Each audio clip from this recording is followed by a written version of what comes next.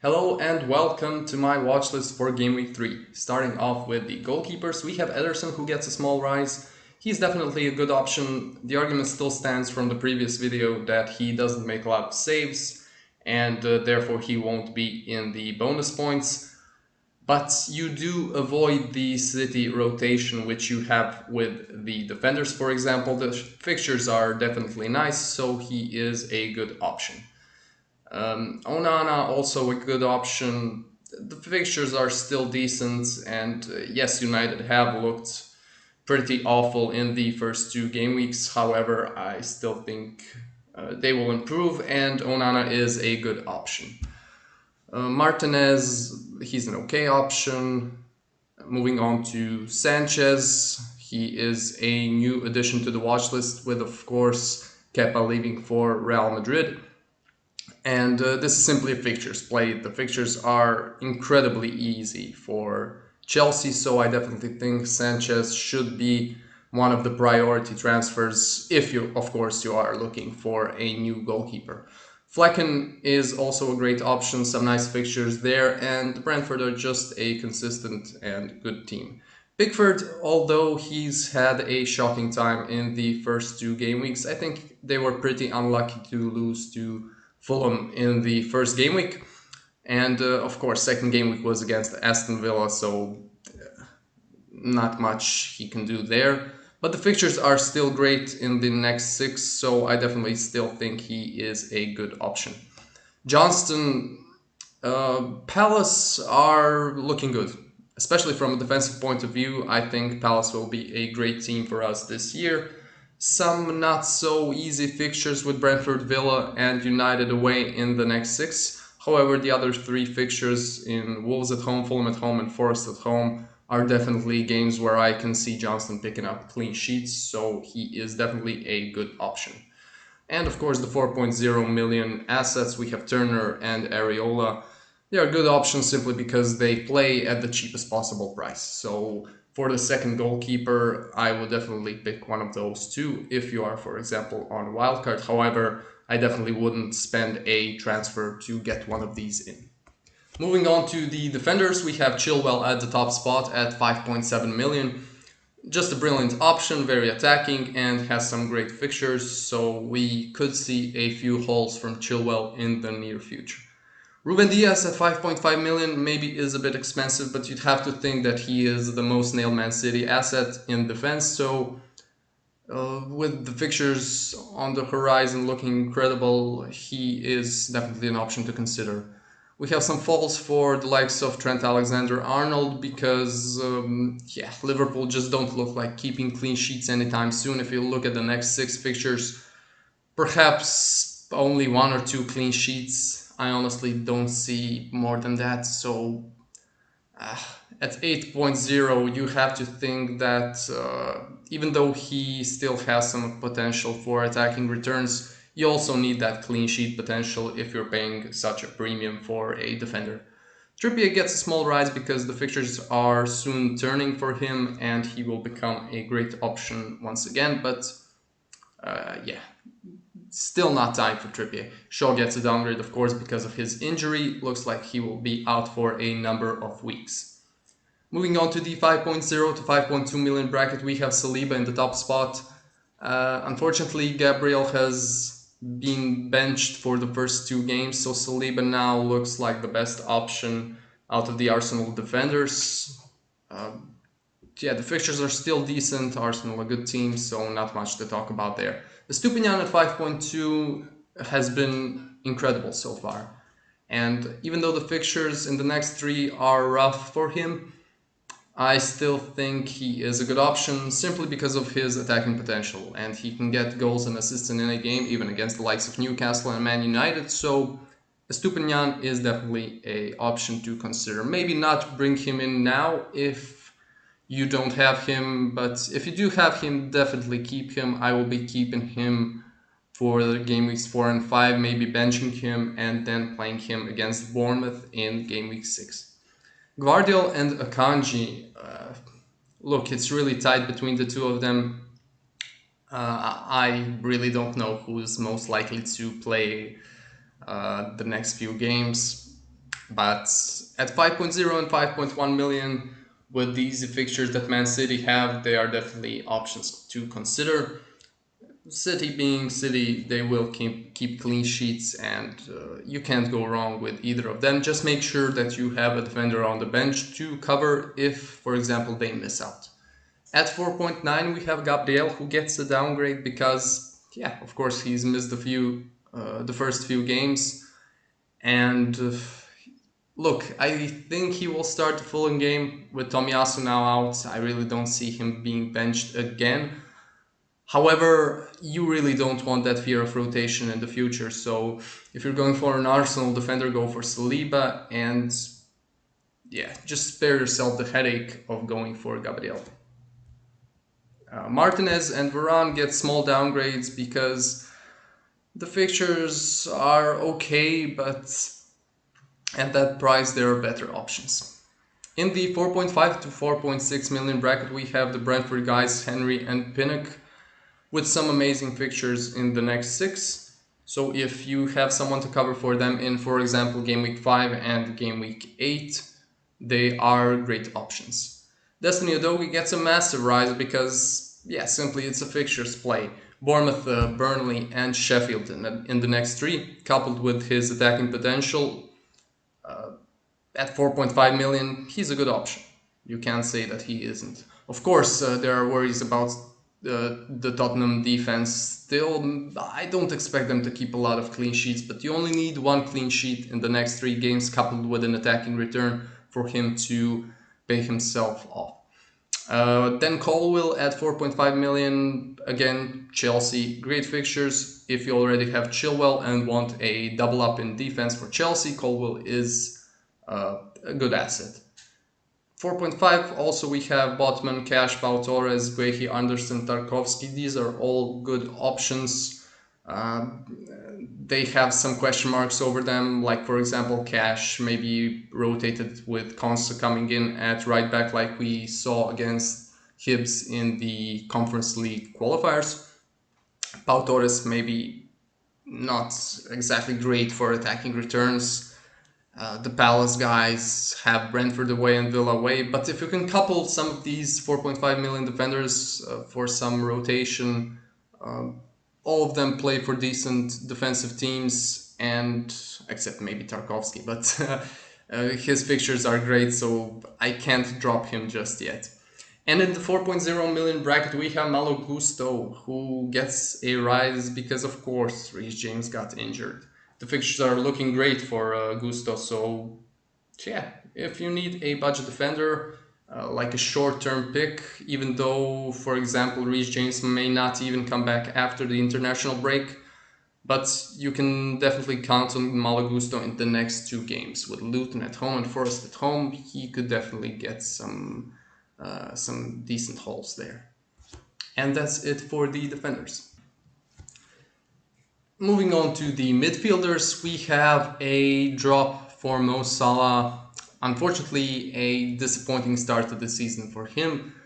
He could have definitely had more points in the first 2 games, and I have no doubt that he will again this year be one of the top scoring midfielders in the game, if of course he doesn't go to Saudi Arabia. But yeah, at that price, it's hard to justify keeping Salah.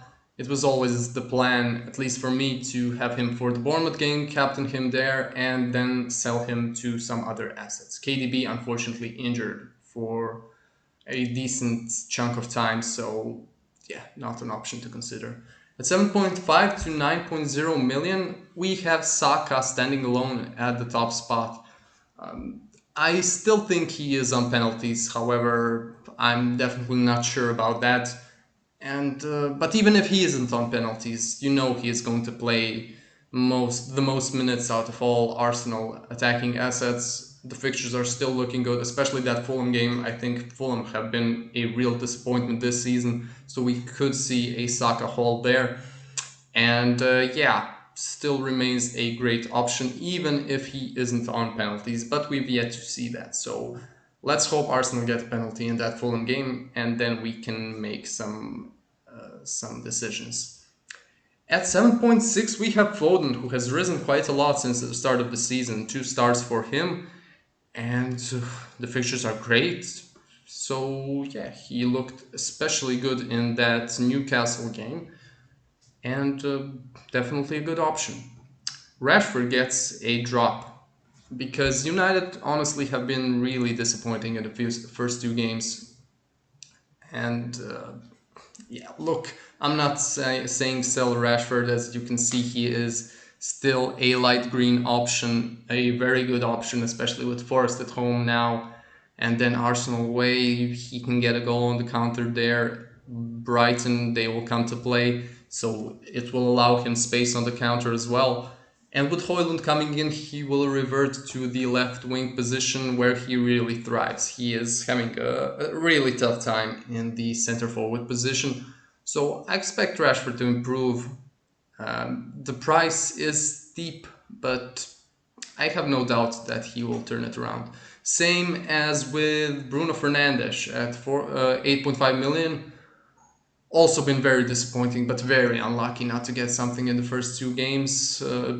Forest at home now looks like a great fixture. The fixtures in the near future, while not the best, there are definitely games where Manchester United could score goals. Martinelli and Odegaard are also good options to consider, I think, even though, for example, Martinelli hasn't really exploded in the first 2 games, and Odegaard, without the penalty, would be very disappointing so far since his expected goals and expected assists aren't great. The fixtures are good. Fulham, I think they will trash Fulham. And honestly, I wouldn't be that surprised if Arsenal, for example, scored 2 to 3 goals in each of the next 5 games. So, yeah, the Arsenal guys are still good options. Maddison, unfortunately, looks like he will miss out against Bournemouth, which is a real shame as I had plans to bring him in. He's looked very good, and Spurs have been an impressive team so far, at least from an attacking point of view. But the injury really threw a spanner in the works. So see the press conferences today. Maybe if it looks like he will play, he should get a rise on the watch list. But I'm cautious about him.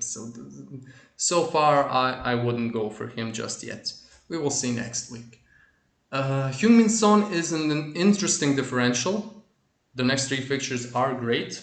However, he has been playing a wide role, really wide, especially in the Brentford game. He did look better against Manchester United, but at 9.0 million, he has to show a lot more to justify that price. Even though we aren't really in a pickle considering the prices all around in the game, except for Haaland and Salah, are generous to say the least.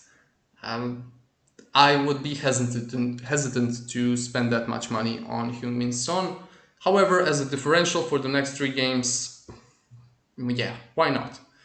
Ruben Diaz has been excellent in the first 2 games. The fixtures are not the best in the next 6. However, Liverpool just a great attack. So if you want to go for Ruben Diaz, be my guest. I don't see why not.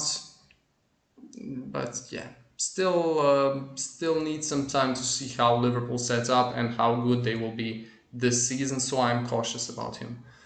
Havertz at 7.4 million gets a downgrade because he's bad. He's been absolutely atrocious so far, and considering the other options Arsenal have, like Saka, Martinelli, and Odegaard, he's a sell for me.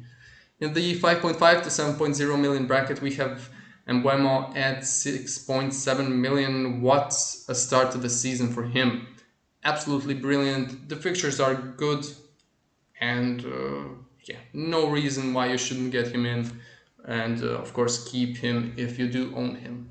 Mitoma and March are, in my opinion, still good options. Even though the fixtures are looking more difficult in the next few games and the Champions League is around the corner, and I presume De Zerbi will rotate heavily once Champions League comes around, but Brighton are a team that can score a goal or 2 in any game, so at that price they are good options.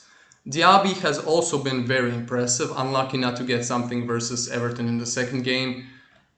So yeah, I would definitely consider Diaby at 6.6 million, playing up top with Watkins. Burnley away, Liverpool away. I definitely see Diaby getting something here with his pace on the counter, and games like Chelsea away also. Even though in theory they are more difficult games, and it appears so in the fixture ticker, these kinds of players and these kinds of matchups are something to consider for players like Diaby. So a good option definitely. Richarlison at 7.0 million. Now he has been also atrocious in the first two games. However, his fixtures are looking great in the next three. So I was debating between making him a light green or a yellow color. However, Bournemouth, Burnley, and Sheffield, I just can't say no to that. So I think he is a good option. He plays up top. Even if he has a bad game, he can always get a tap in or a rebound. So yeah, he's a good option to consider for the next three. Same with Sterling. I'm not a big fan of Raheem Sterling, but the fixtures are looking incredible in the near future. And if, for example, you don't want to go for Jackson or you don't want a Chelsea defensive double up, I would consider Sterling, yeah, simply because of the fixtures. He has been playing maybe not the most advanced role, maybe more likely to get assists than goals, but he's been good in the West Ham game, and yeah, simply the fixtures are just irresistible, and maybe it will all go wrong, maybe he will have 0 goals in the next 3 games and I will look like an idiot, but you sometimes have to go for these punts when the fixtures are right. Eze, I think, has been very unlucky not to return. Some rough fixtures in the next 6, and coupled with the fact that there are some excellent options in the midfield, makes him a yellow asset. But I think if you have him and you have more pressing concerns, I will definitely keep Eze, because I think he is a brilliant player and Palace are looking like a tough team this season. Trossard gets a downgrade, of course, same with Andreas Pereira and similar options like that. Enzo at 4.5 to 5.0 million. We have a penalty takers for Chelsea with great games, so yeah, I would consider him if you need a cheap asset for the next few games. Maybe even plays the attacking midfield role now with Moises Caicedo coming in. And the 4.5 enablers remain the same. Anderson, he will get some minutes for Newcastle, however, more likely to come off the bench. And Nakamba, yeah, he's just a 2-pointer every week. So yeah, that's it for the midfielders. And rounding up the watch list with the forwards, of course, Haaland remains the absolute must-have. Kane, unfortunately, no longer with us. Rest in peace, Kane. You will be missed. At 7.1 to 8.0 million bracket, we have Jackson at the top spot because, yeah, the fixtures are great. He's looked lively in the first 2 games. Should have maybe gotten something against West Ham, but unlucky with a few offside calls, for example. So with the fixtures looking great, I think he is a great option. Watkins gets a small downgrade because, yeah, at 8.0 million, with some of the other options being cheaper than him and him no longer being on penalties, it of course lessens his appeal, but I still think he is a good option. Same with Isak. Even though he might not get 90 minutes per match with Wilson waiting on the bench to come on and score a couple, still a good option purely because Newcastle are just an excellent team. Gakpo also gets a downgrade, same with Darwin. Darwin, of course, not starting, and Gakpo playing almost a defensive midfield role, so I definitely wouldn't go there. Mitrovic, Saudi Arabia. 5.5 to 6.6 million bracket, we have rises for Alvarez and Vissa, or maybe Vissa even remains in the light green or very good option bracket. But fact of the matter is, Alvarez, with the fixtures that are coming up, worth the punt. Definitely worth the punt. Great option place for Man City, and looks like he will start a few games in the foreseeable future. So Alvarez is definitely an option to consider. Between him and Jackson, it's really tight. I maybe prefer Jackson for the security of minutes and starts. Also, the fixtures are maybe a bit better, and they don't have Champions League football, so you don't have to worry about rotation there, but it's close. Vissa, great option. We've seen that in the first two games. I prefer Mbuemo, but Vissa, if you need a striker for 6.1 million, he is a great option. João Pedro at 5.6 million unfortunately got benched in the second game, but Enciso looks like he could be out with a few months, so that means less competition for Pedro, and I wouldn't be in a rush to sell him. I have him, and I'm not in a rush to sell him.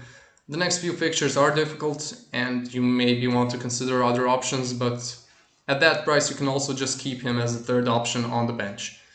And not much to talk about with the other options. Maybe the 4.5s, we have Semenyo, who scored against Liverpool. He looks a lively player, and I think Bournemouth are going to be a decent team this year. So when the fixtures clear up, I will definitely think about Semenyo as an enabler. Archer looks like he is moving to Sheffield United. That, of course, drops Osula down the pecking order. So yeah, also a decent enabler. And that's it for the watch list. Thanks for watching and have a good game week. Bye.